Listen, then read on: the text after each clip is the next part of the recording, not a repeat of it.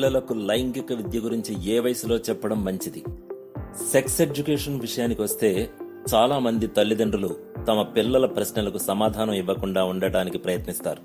అయితే sex education ఇంటి నుంచే ప్రారంభమైతే పిల్లలు తప్పుదోవ పట్టే ప్రమాదం చాలా వరకు తగ్గుతుంది.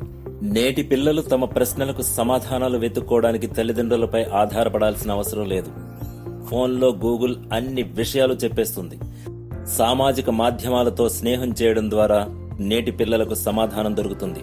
కానీ సోషల్ మీడియాలో అన్ని రకాల సమాచారం పిల్లలకు అన్ని విధాలా సురక్షితం కాదు. కొన్ని రకాల సమాచారం వారిని తప్పుదోవ పట్టించొచ్చు.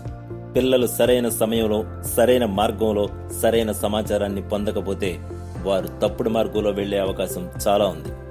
ముఖ్యంగా సెక్స్ ఎడ్యుకేషన్ విషయానికి వస్తే చాలా మంది తల్లిదండ్రులు తమ పిల్లల ప్రశ్నలకు సమాధానం చెప్పకుండా ఉండటానికి ప్రయత్నిస్తారు.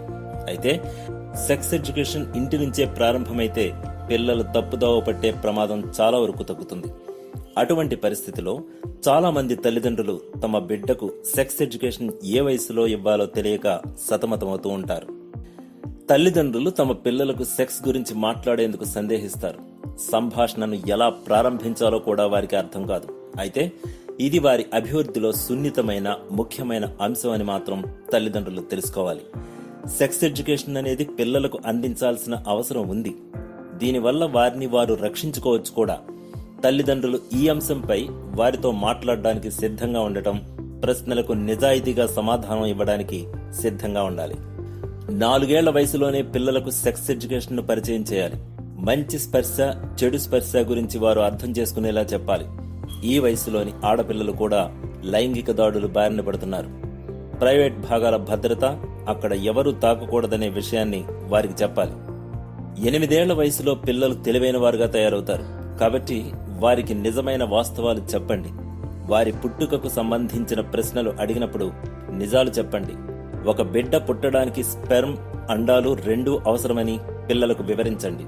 అలాగే ఎవరూ తమను తాకకుండా జాగ్రత్తగా ఎలా ఉండాలో కూడా వారికి తెలియజేయండి. 10 ఏళ్లు వచ్చేసరికి తల్లిదండ్రులు తమ పిల్లలకు మరింత విశదంగా సెక్స్ ఎడ్యుకేషన్ గురించి వివరించాలి.